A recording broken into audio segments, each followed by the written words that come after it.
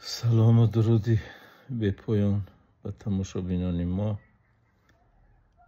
از خدا امید داریم که روزی خوب و خوشی داشته باشید.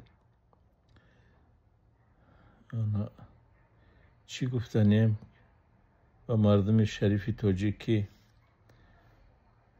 وقتی که بر روسیه می روید هیچ وقت مردی کوری در فکری عروبکشی نباشید. حرکت کنید به تجارت مشغول شید یا که کسب آموزید و با کسب کار کنید که یک معاش خوب گیرید. خودتان محتاجی هر کس نکنید. پیش شتای مردمی بیگانه نشید. هیچ کس باور نکنید و دیگری اتفاق باشید. مخصوصا با مردم مهاجری که در روسیه کار و زندگی میکنن. موسمی میران میان به بسیار هوشیار و زیرک باشه. با چی گفتنیم که از یک دوره شده است که مهاجرت در تمام دنیا هست. از جهت خوبه که مردم ما میرود دیگه باید که یک منطقه روسیه را جا کنند.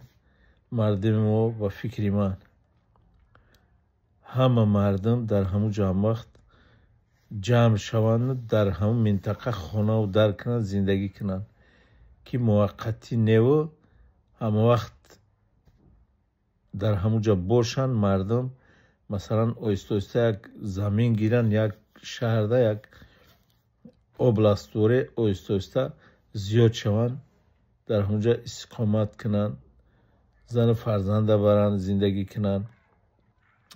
خیلی که خونه دیم میشه وطن ما هستان تاجیکستان. به هر حال اگه مهاجرت که هست است برای همین باید که یک جورا مکان کنند. وقتی مکان کردی اهالی استایسته از صفی همون مهاجرها و تاجیکای خودمون که زیاد شید سالا میگذره همونجا دیگه نامت میماند در همونجا که وطنی تاجیک است. گفته اگر پروکنده باشه هیچ وقت یک جا شیدن نمیتونه. برای همین باید که یک منطقه را مخصوص باید که اهالی تاجیک نشین جا کنه، خانه و در زندگیشون همونجا ببره، همونجا زندگی کنه، موسمی نباشن، حرکت کنه، قانونی حجت یمی پاسپورت همون منطقه را بگیرن، رفت آمدی بسیار نکنن، کار و زندگیشون همونجا بکنن. این بهتره فکری من. ایک عذاب و ایک رفت آمد و ایک سرگردانی. به خاطری که اهالی روس هم حاضر بسیار کم شده است. تولد نیست. مردم ما تولدش زیاد است و همین به فایده مردم ما به ضرر نیست. من فکر میکنم که مهاجرت به روسیه به مردم ما ضرر نداره. یک منطقه را اگر که برقرار کنه جا کنن. خلاصه همین خیلی من فکری شخصی خدمت در اینجا بیان کردم برای مردمی که میروند، نه که بسیارتر حرکت کنن، کسب آموزن، مثلا بخونن، بی سواد نباشن. روسیه اگر که این دانستن روسی با تمام قانون قاعده شرط نیست، با اکسنت هم که گپ زنی روسی را مثلا این خوبه، اکسنت هم که داشته باشی چی گپ نیست. به هر حال مهم که تو درست گپ زنی امو زبانه. انا با چی گفتنیم مثلا درباره همین مردم خیلی که دنیا را همه میبینیم که در تمام دنیا جنگ جنجال بسیار شده است.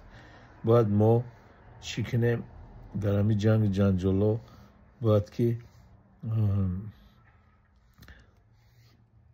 احتیاط کنیم بسیار. در هر چی نه کمین باید نویسیم، نه مثال در یگان دولت در جنگ جنجالش باید خوش نشویم. بسیار خطر داره این. بسیاری مردم ما سواد نداره.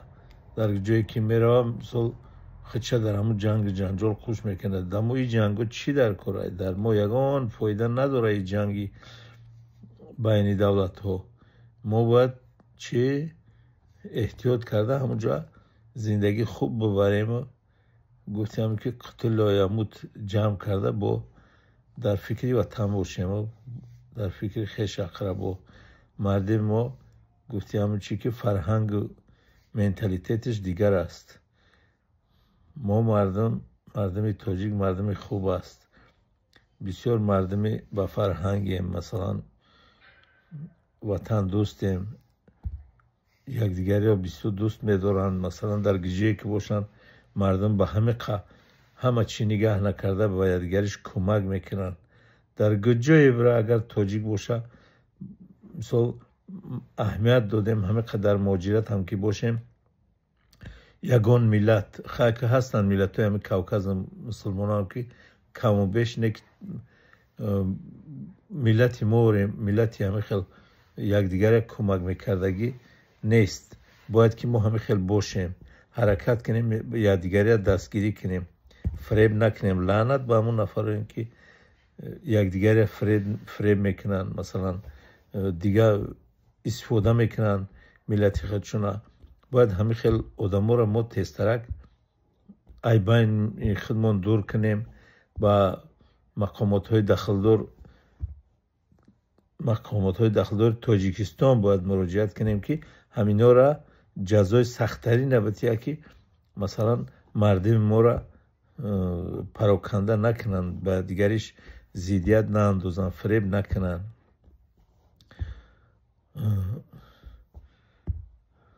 خلاصه این امینده همه در وقتی که ای سیاست ما تجربه نداریم، هیچی نمیدونیم، باید گپ نزنیم. هر یک سخن جا داره، هر یک چی معنا داره که مثلا هر یک کلمه که مثلا یک گپ خطا تر با جنایت میبره. همین برادران عزیز، برای همین باید در هیچ جا میدونه شرایط دنیا را نه لایک میمونم نه کامنت می نویسم، گوش میکنم، گپی خوبش قبول میکنم، گپی بدش چی نه. برای من برادران عزیز احتیاط کنه، خطونه دردی سرتونه نبینم. یگان کس فکر ملاحظه که داره اگر در همی گپای ما مرحمت کرده در کامنت نویسه، ابونه شوید. گفتیم چی که این خانه قشنگ است ولی خانه ما نیست.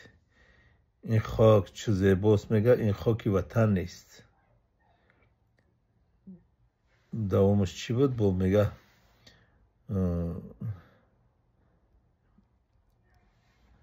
جایی که میگه خلاصه همینده دوام شود دافت دیگه با میکام گپ میزنیم انشالله. پناهتون به خدا، خداحافظ، خدا نگهبانتون باشه. احتیاط کنه، خطونه سلامت باشه. ابونه شاید کانالی ما سخت زیاد چه باید چی یک برامت کنیم، یک گپ زنیم.